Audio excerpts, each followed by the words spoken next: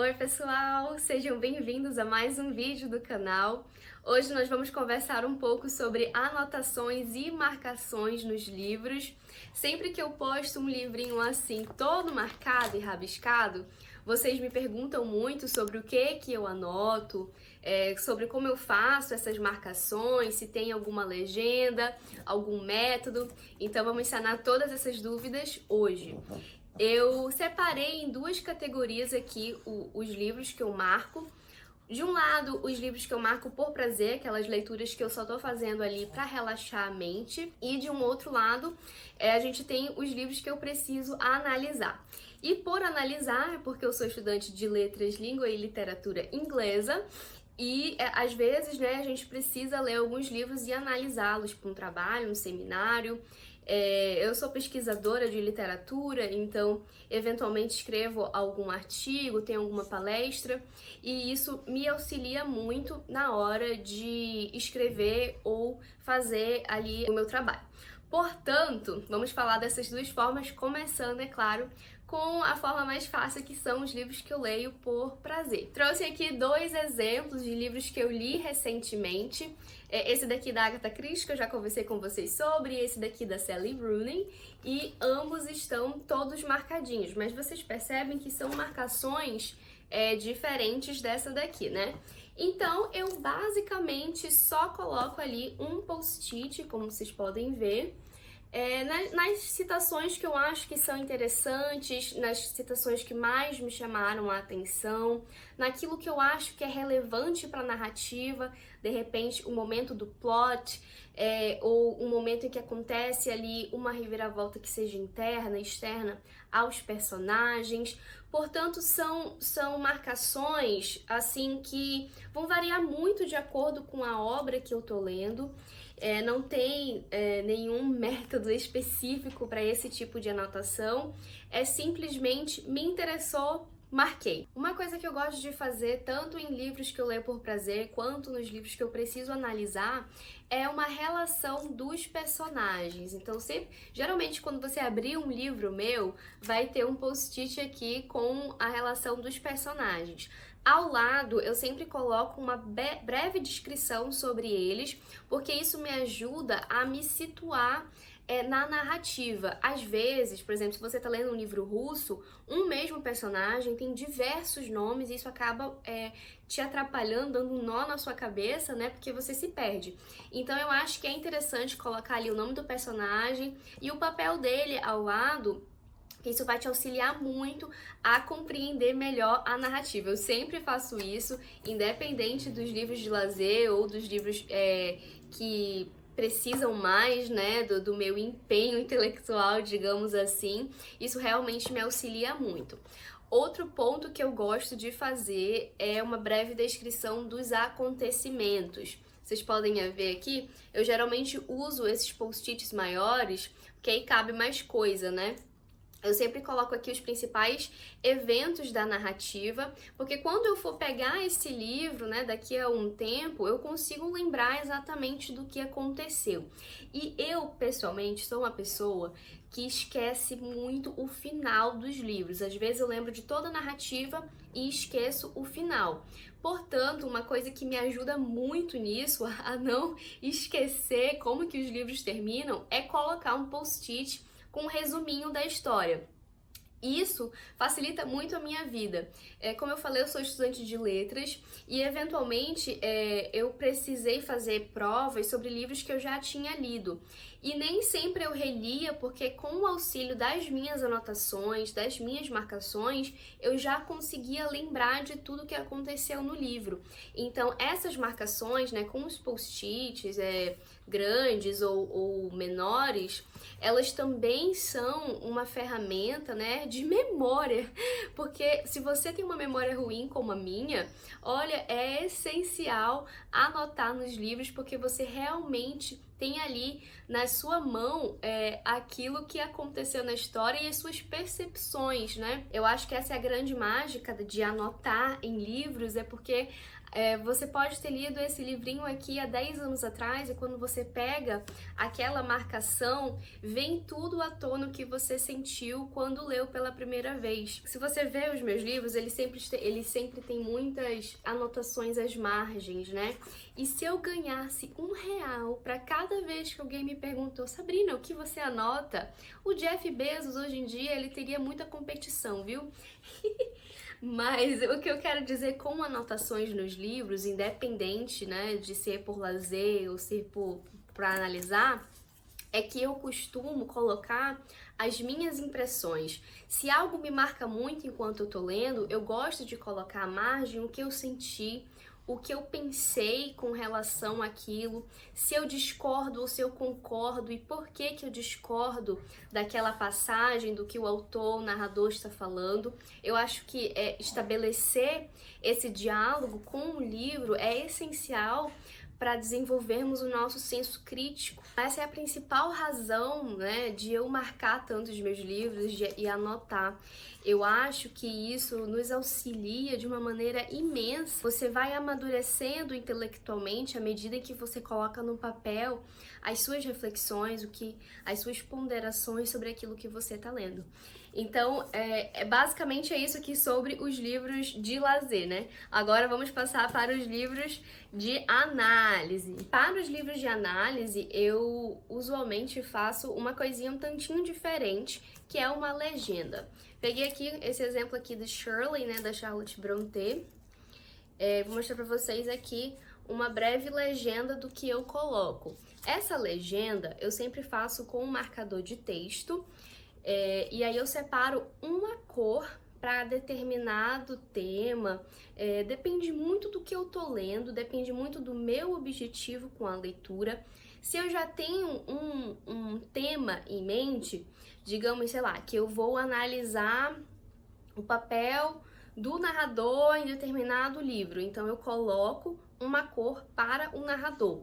Se eu quero analisar as diferenças de classe em um livro, eu coloco uma cor que vai indicar naquela passagem, vai me indicar naquela cor uma citação que descreve o tema, né? A diferença de classe. E assim por diante. Portanto, depende muito do que você quer estudar, do seu objetivo em si com a leitura.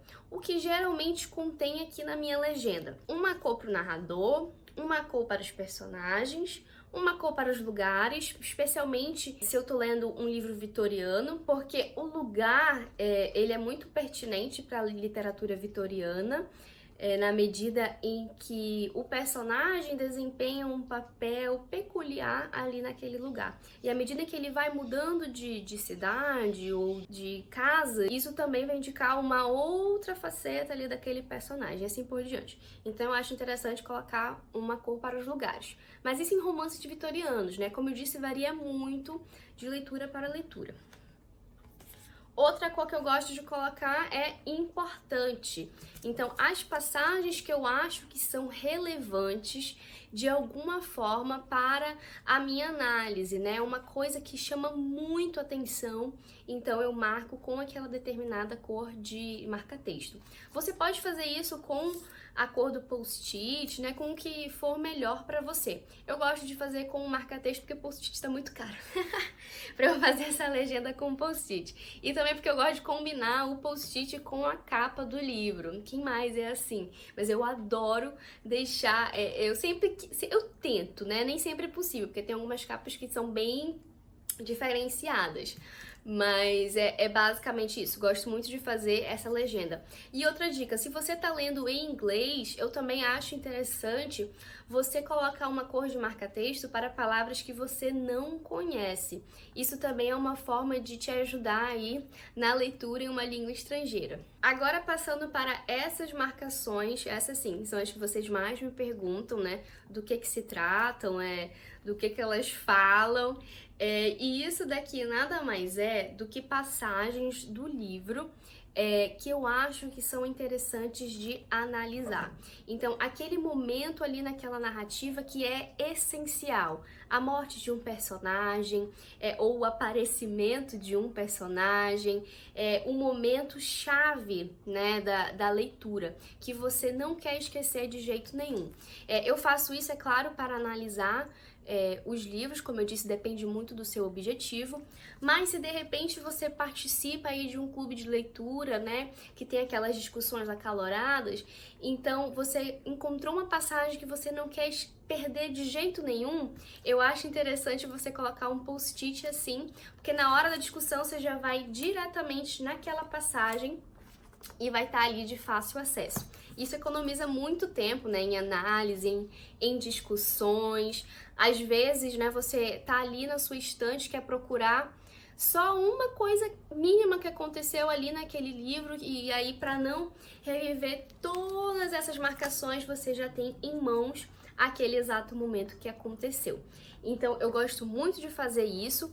E é possível fazer isso daqui também em livros teóricos. Eu trouxe aqui o Introducing Morphology, que é um livro aí de linguística que eu tive que ler na faculdade. E vocês podem ver que ele tem aqui post-its semelhantes a esse daqui, que também é uma espécie de legenda, né? Só que com os temas que a gente estudou.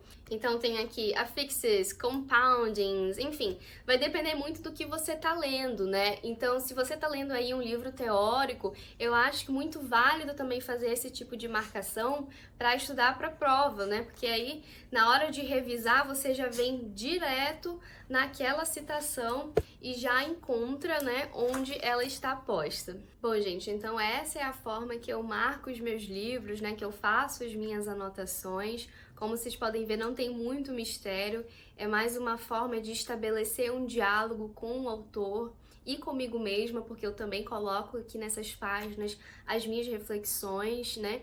E é uma forma de também desenvolver o nosso senso crítico, uma forma de você conseguir se comunicar melhor com a literatura e com os seus próprios pensamentos. Eu não consigo ler um livro sem marcar, a não ser que o livro seja bem ruim. Eu sei que o livro é bom quando ele fica assim, ó, repleto de marcações, porque eu sinto que eu consegui absorver muito daquela leitura, eu sinto que eu consegui me colocar ali naquela narrativa. Eu acho que é isso que é tão fascinante sobre as marcações e sobre as anotações nos livros. Falando agora, né, de materiais, os materiais que eu mais uso nessas marcações.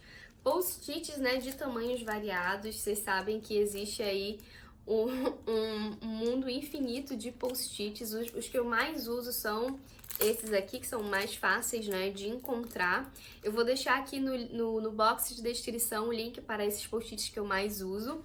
Esses maiores aqui para fazer aquelas anotações que exigem mais, né, de você, ou de repente para resumir a obra, né? Como eu disse, eu gosto de colocar o que aconteceu no final para eu não esquecer, então geralmente são esses post-its maiores aqui. Gosto muito de usar esse daqui, que ele parece um caderninho. Comecei a usá-lo recentemente para resumir, como eu disse, eu sempre faço esses resumos. Os livros que são divididos em partes, eu gosto de dividir para eu não esquecer o que aconteceu. Peguei aqui o Persuasion, vocês podem ver que ele tá cheio dessas tabs. Então você abre aqui, ó, e aí tem meio que um resumo, né, do que aconteceu ali no volume 1, no volume 2. Isso também facilita muito na hora de revisar o livro, né, na hora que você quiser conversar sobre esse livro com alguém. Eu gosto muito desse post-itzinho aqui. Ele é diferente, né, porque são várias tabzinhas, mas também dá pra fazer com um post-it maior, enfim, né, fica aí a seu critério a melhor forma para você fazer essas anotações. Marca-texto, os meus favoritos são os da Stabilo e o da Staedtler, eu nunca consigo falar direito esse nome, ó. Esses geralmente são as marcas que eu mais uso. E outra pergunta que vocês me fazem muito é se transfere para o outro lado da página.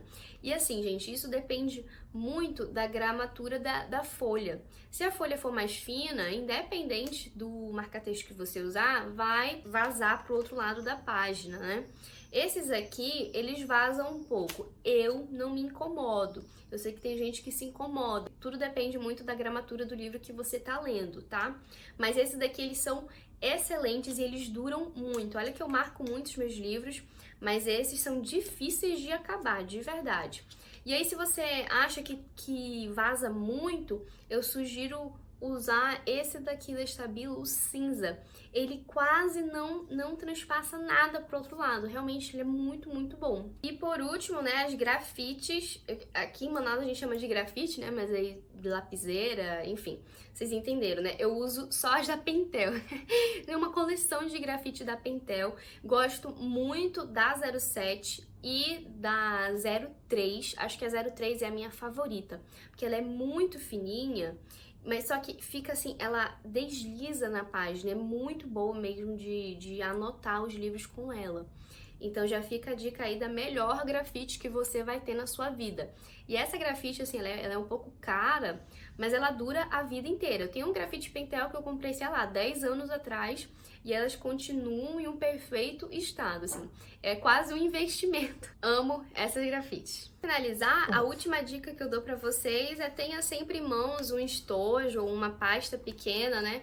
Com esses itens que você considera essencial para suas anotações, para suas marcações. Assim, para onde eu vou, eu levo esse estojo que eu ganhei de aniversário, não tem marca, não sei como indicar para vocês, mas eu sempre coloco aqui os itens que eu mais uso, né? Portanto, um post-itzinho desse tamanho normal, marca-texto, aquelas outras flags coloridas, assim, está sempre em mãos para eu não ficar desprevenida por aí. Como ele é fininho, né, cabe tudo que eu preciso e eu consigo colocar na bolsa, deixo ele em cima da cama, né, porque eu gosto de ler deitada. Então, é muito fácil ter em mãos ali o seu material. Às vezes vem um pensamento naquela hora, né, o livro abre a sua mente com uma passagem, você quer anotar o que você achou daquilo e não tem uma grafite em mãos, então já fica aí a dica de ter sempre em mãos um estojo ou uma pasta pequena para colocar aí os seus itens essenciais de papelaria. Então é isso, gente, essa é a forma que eu anoto e marco os meus livros. Espero muito que vocês tenham gostado, me contem aí se vocês usam algum método diferente, eu adoro saber, sempre é bom pegar dicas, né? Então, muito obrigada e vejo vocês no próximo vídeo.